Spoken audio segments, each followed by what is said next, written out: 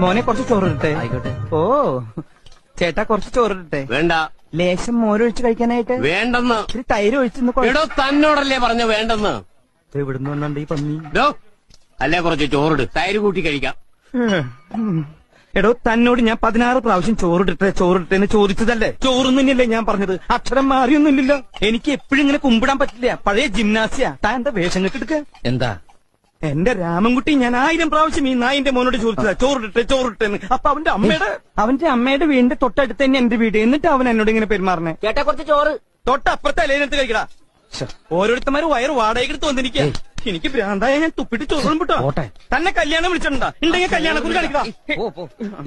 വേണോ ചോദിച്ചാ വേണ്ടാന്ന് പറയാ. ഇവനാര്? ഊണ് മാഷ. ചോറ് എനിക്കിനി ചോറ് വേണ്ട. അതെന്താണ് നിനക്ക് ചോറ് വേണ്ടാത്ത? നീ ഉണ്ണടാ. മര്യാദക്ക് നീ ചോറ് തിന്നിട്ട് കല്യാണക്കുറി കാണിച്ചിട്ട് ഞാൻ വിടുള്ള. മോനെ കുറച്ച് ചോറിട്ടെ. ആയിക്കോട്ടെ. ഓ